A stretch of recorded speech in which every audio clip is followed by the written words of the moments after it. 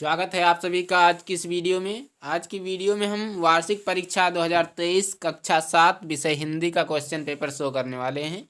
यह question paper आपकी वार्षिक परीक्षा की दृष्टि से बहुत ही महत्वपूर्ण होने वाला है, क्योंकि ऐसे ही क्वेश्चंस आपको आपकी वार्षिक परीक्षा में देखने को मिलेंगे।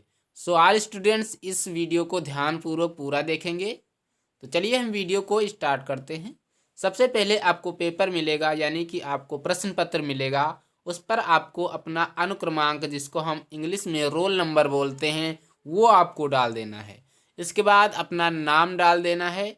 और यहाँ पर आप देख पाएंगे कि इस पेपर का पूर्णांक जो है वो 100 का है, यानी कि आपका हिंदी का जो पेपर आने वाला है वार्षिक परीक्षा में वो 100 नंबर का होगा। और इस पेपर को करने के लिए आपको दो घंटे 30 मिनट का समय दिया जाएगा, यानी कि आपको 2.5 घंटे के अंदर ही इस पेपर को करके जमा कर देना है। तो आपके लिए टाइम बहुत इम्पोर्टेंट है, इसलिए आपको टाइम को देखते हुए सारे प्रश्नों को करना है। ऐसा नहीं कि आप पहले ही प्रश्न में अरझे रहें और बाकी के जो क्वेश्चन हैं वो छूट जाएं। तो आपको ऐसा नहीं करना है, आपको अच्छे से टाइम को देखते हुए सारे प्रश्नों को करना है।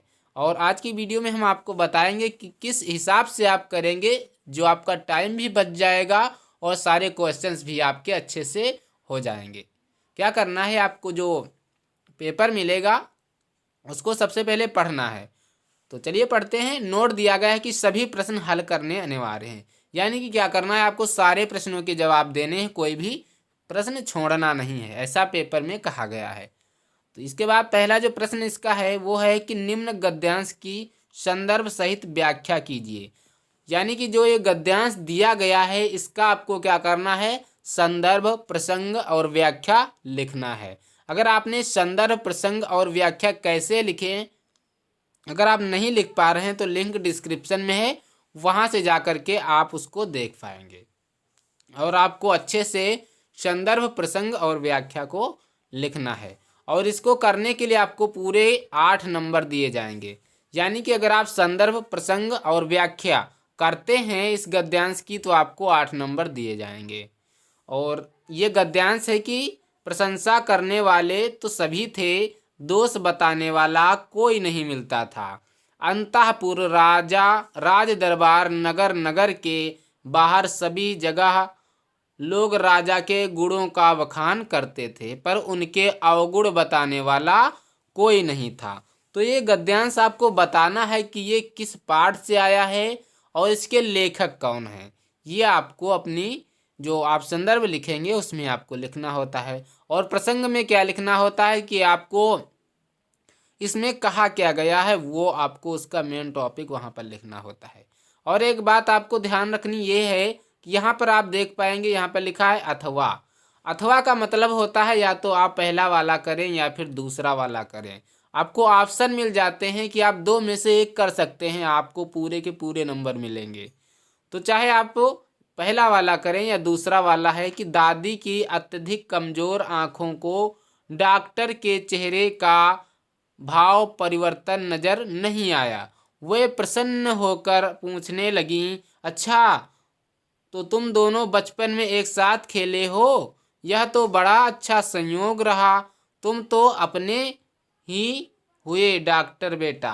तो ये आपको बताना है कौन सा पाठ है, कौन सा इसका लेखक है। तब बढ़ते हैं हम दूसरे प्रश्न की तरफ। दूसरा प्रश्न आपका है कि निम्नलिखित पद्यांश का संदर्भ सहित अर्थ लिखो। अब गद्यांश और पद्यांश में आपको एक बात ध्यान रखना है कि पद्यांश वह होता है जो पद्य में यानी कि लय युक्त बद्ध होता है। जो लय बद्ध होता है वो आपका होता है पद्यांश।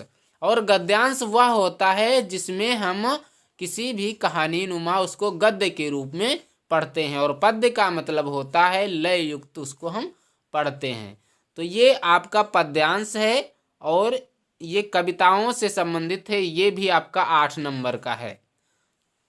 तो इसमें है कि अब जागो जीवन के प्रभात, वसुधा पर ओस बने विखरे, हिमकन आंसू जो क्षोभ भरे, उषा बटोरती अरुण गात, अब जागो जीवन के प्रभात। तो ये बताना है आपको इसके इसके कवि कौन है और ये किस कविता की लाइनें हैं। इसका आपको संदर्भ, प्रसंग, व्याख्या लिखना है। जैसे कि आप गद्यांश का लिखेंगे वैसे इसका पद्यांश का लिखना है। और एक बात इसमें ध्यान देना है कि इसमें भी देखो यहाँ पर अथवा दिया गया है, इसमें भी आप पहला या दूसरा में से एक कर सकते हैं। दूसरा वाला है कि करहु विलंब ना भ्रात अब, उठाहूँ मिटावहूँ सूल, निज भाषा उन्नति करहूँ प्रथम जो सबको मूल। इसका आपको बताना है कि संदर्भ, प्रसंग और व्याख्या लिखना है। इसके बाद आता है प्रश्न नंबर 3। प्रश्न नंबर 3 जो आपका है ये 9 नंबर का है और इसमें पूछा ये गया है कि निम्न में से किन्हीं 3 प्रश्नों के उत्तर दीजिए। यहाँ पे आप देख पाएंगे कि क, ख, ग, घ, अंगा 5 प्रश्न दिए गए हैं। 5 में से सिर्फ आपको 3 करने हैं, 2 छोड़ देने हैं। आप 2 अपने हिसाब से जो आपको नहीं आते हैं वो छोड़ सकते हैं। आपको ऐसे ही प्रश्न आपको आपकी परीक्षा में देखने को मिलेंगे और इसी प्रकार से उसका पैटर्न रहता है। तो आपको 5 में से सिर्फ 3 प्रश्नों को करना है और 2 छोड़ देना है। आप कोई भी 2 छोड़ सकते हो और इसके लिए आपको 9 नंबर दिए जाएंगे, यानी कि प्रत्येक प्रश्न 3 नंबर का है और 3 प्रश्न है। इस हिसाब से 3 गुणे 3 बराबर 9 का ये प्रश्न पत्र है। हाँ, तो इसका का जो प्रश्न है कि ब्रह्मदत्त अपने विषय में क्या जानना चाहता था। तो ये आप पाठ जब पूरा पढ़े होंगे तो उसमें आपको पता चल गया होगा कि ब्रह्मदत्त अपने विषय में क्या जानना चाहता था। इसके बाद खा वाला है कि राजा ब्रह्मदत्त वेश बदलकर क्यों घूमता था। तो इसका आंसर आपको अपनी उत्तर पुस्तिका में लिखना है कि वो वेश बदलकर क्यों इधर उधर घूमता था। इसके बाद गा वाला है कि कवि ने महाभारत के युद्ध का क्या कारण बताया। इसका आंसर आपको देना है। इसके बाद घा वाला है कि यात्रा करने में हमें नक्शा किस प्रकार सहायता करता है। बहुत इंपॉर्टेंट क्वेश्चन है, ये आपको जरूर याद करके जाना है। और अंगा वाला है कि डॉक्टर प्रभात का चेहरा किस दुखदाई स्मृति से काला सा हो गया। इसका जवाब आपको देना है। इसके बाद 4 नंबर जो आपका प्रश्न है वो है किन्हीं 2 मुहावरों के अर्थ लिखकर अपने वाक्य में प्रयोग कीजिए। ये 6 नंबर का है, 2 करने हैं, 3 नंबर का एक प्रश्न है। यानी कि अगर आप 1 करोगे तो आपको 3 नंबर दिए जाएंगे, 2 करते हो तो 6 नंबर इसके मिलेंगे। और आपको ध्यान देना है कि यहाँ पर 3 दिए गए हैं। पहला है टस से मस न होना, और खा वाला है कि हृदय से लगाना, और गा वाला है मुस्कान लुप्त होना। 3 दिए गए हैं, 3 में से सिर्फ आपको 1 करना है, बाकी आपको छोड़ देना है। नहीं, आपको यहाँ पे लिखा है कि 2 मुहावरों का अर्थ लिखना है, तो सिर्फ आपको 2 का लिखना है, 1 छोड़ देना है। 1 आप कोई भी छोड़ सकते हो और आपको 2 लिखने हैं। इसके बाद 5 नंबर प्रश्न है कि निम्नलिखित के 2 पर्यायवाची शब्द लिखिए। अब आपको पर्यायवाची शब्द लिखना है। पर्यायवाची शब्द क्या होते हैं? पर्यायवाची का मतलब होता है अन्य नाम। मान लो कि आपका स्कूल में कुछ और नाम है, मान लो रमेश नाम है, स्कूल में आपको सब रमेश कहकर पुकारते हैं, घर में आपको रामू बोलते हैं और दोस्त आपको कुछ और बोलते हैं, लेकिन आप तो एक ही हो लेकिन आपके नाम अलग अलग हैं। उसी प्रकार से पर्यायवाची होते हैं कि आपको उनके 2 पर्यायवाची लिखने हैं। 4 नंबर का है, जैसे आग। आग को हम आग बोलते हैं और किस नाम से जानते हैं? तो 2 और इनके नाम लिख देने हैं। जल को जल के 2 और नाम लिख देने हैं। और आकाश, कमल, इनके आपको 2 अन्य नाम लिख देने हैं। जल का जैसे कि आप जल, पानी, नीर, ये आप बोलते हैं ना, तो इनको आपको ऐसे ही लिखना है। इसके बाद 6 नंबर का प्रश्न है। 6 नंबर प्रश्न है कि निम्नलिखित में से किसी एक का हिंदी में अनुवाद कीजिए। तो क्या करना है, आपको हिंदी में अनुवाद कर देना है और 8 नंबर इसके दिए जाएंगे। तो ये संस्कृत में दिया गया है, इसका आपको हिंदी में अनुवाद कर देना है। लिखा है सृगाली काकम अवदत भो काक त्वम अतीव सुंदरम असि तव वर्ण मोह का अस्ति तव पक्षो मनोहरी स्तः तव ध्वनि अतीव मधुरः अस्ति तव ध्वनिं श्रुत्वा मम करणी तृप्ति भवतः। ये आपको संस्कृत में है, इसका आपको हिंदी में अनुवाद कर देना है। इसके बाद अथवा में भी दिया गया है कि पादौ पिबामि खादामि दूषितं पवनं सदा तिष्ठति सुस्थिरो भूम्यो न च गच्छामि कुत्रचित्।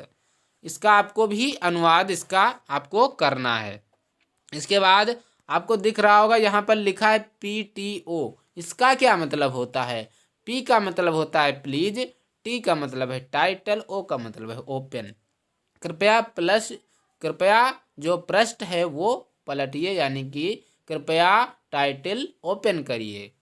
इसके बाद चलिए बढ़ते हैं हम 7 नंबर प्रश्न की तरफ। 7 नंबर आपका प्रश्न है कि निम्नलिखित प्रश्नों में से किन्हीं 2 प्रश्नों के उत्तर संस्कृत में दीजिए। 6 नंबर का प्रश्न है, आपको 2 प्रश्नों के उत्तर देने हैं, एक आपको छोड़ देना है, कोई भी आप छोड़ सकते हैं।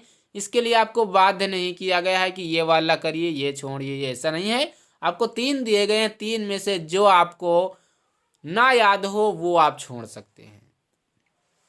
कहा है कि सहसा काका किम प्राप्तवान, सहसा ही जो कौवा था उसको क्या प्राप्त हो जाता है, इसका आंसर आपको लिखना है। और खा है जनाह नौकाश उपविश्य किम अकुर्वन्, इसका आंसर आपको देना है, इसका जवाब आपको देना है कस्य उपदेशन ध्रुवाः स्वः लक्ष्या प्राप्तवान। इसका आंसर आपको बताना है, इसका उत्तर आपको अपनी उत्तर पुस्तिका में लिखना है। इसके बाद 8 नंबर प्रश्न है कि निम्नलिखित में से किन्हीं 2 संस्कृत में अनुवाद कीजिए। क्या करना है आपको?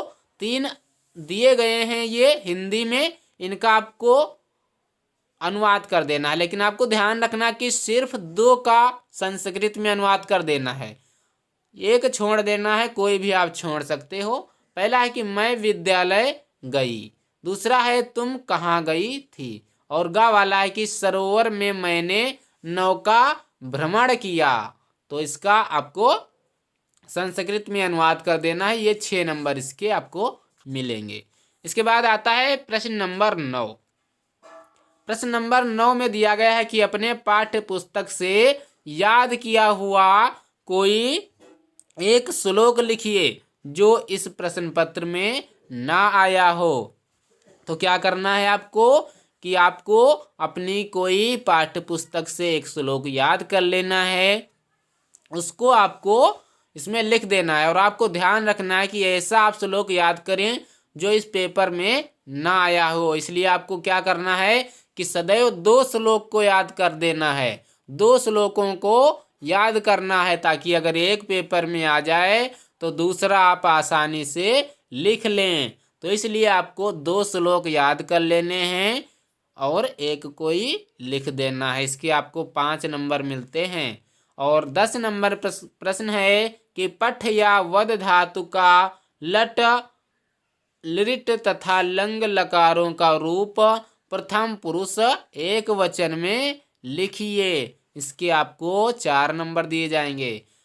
इसके बाद 11 नंबर आपका जो प्रश्न है वो है कि निम्नलिखित प्रश्नों के उत्तर दीजिए।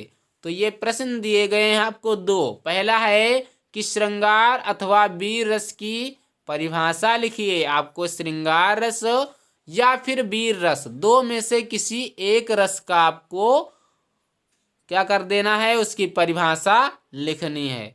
इसके बाद खा वाला है कि अनुप्रास अथवा श्लेष अलंकार की परिभाषा लिखिए। तो चाहे आप अनुप्रास की लिखें चाहे श्लेष की लिखें, 2 में से कोई एक आपको लिखना है। ये आपको 4 नंबर इसके दिए जाएंगे।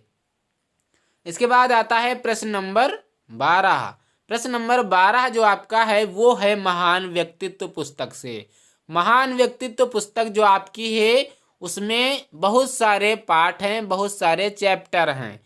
उन बहुत सारे पाठों में कहा गया है कि महान व्यक्तित्व पाठ्य पुस्तक महर्षि वाल्मीकि पाठ का सारांश लिखिए। यानी कि जो महान व्यक्तित्व आपकी पुस्तक है उसमें जो महर्षि वाल्मीकि नामक पाठ है उसका सारांश लिखना है। सारांश का मतलब होता है एक उनकी जो पूरी कहानी है उसको आपको लिखना है। ये 8 नंबर इसके दिए जाएंगे। इसके बाद प्रश्न नंबर 13 है कि किसी एक पर संक्षिप्त में निबंध लिखिए। 16 नंबर का प्रश्न है ये, और इसमें दिए गए हैं। पहला है कि विज्ञान के चमत्कार, दूसरा है मेले का वर्णन, तीसरा है रक्षाबंधन और चौथा है होली। तो 4 दिए गए हैं आपको सब्जेक्ट, 4 विषय दिए गए हैं। 4 में से सिर्फ आपको एक करना है। आप अच्छे से कर लेंगे, हमें पता है। और 14 नंबर जो आपका प्रश्न है, अंतिम प्रश्न है ये, और इसमें पूछा गया है कि शुल्क माफी हेतु अपने विद्यालय के प्रधानाचार्य को प्रार्थना पत्र लिखिए। ये 8 नंबर का प्रश्न है। तो आपको क्या कर देना है कि ये प्रार्थना पत्र आपको लिखना है। तो ये था आपका हिंदी का क्वेश्चन पेपर। आशा करता हूँ आपको वीडियो बहुत पसंद आई होगी। वीडियो जो पसंद आई है तो वीडियो को लाइक करो, चैनल को सब्सक्राइब करो और अपने दोस्तों के साथ इस वीडियो को शेयर करो ताकि उन्हें भी इस वीडियो का लाभ मिल पाए। और क्या करना है आपको, अगर आपको किसी भी सब्जेक्ट का क्वेश्चन पेपर प्राप्त करना है तो आपको कमेंट बॉक्स में कमेंट करना है। हम आपको उस सब्जेक्ट का क्वेश्चन पेपर अवश्य प्रोवाइड कराएंगे। और अगर आपको हमसे कुछ पूछना है तो भी आप कमेंट बॉक्स में कमेंट करें, हम आपको उसका उत्तर अवश्य देने की कोशिश करेंगे। तो मिलते हैं अगले वीडियो में, तब तक के लिए जय हिंद, नमस्कार।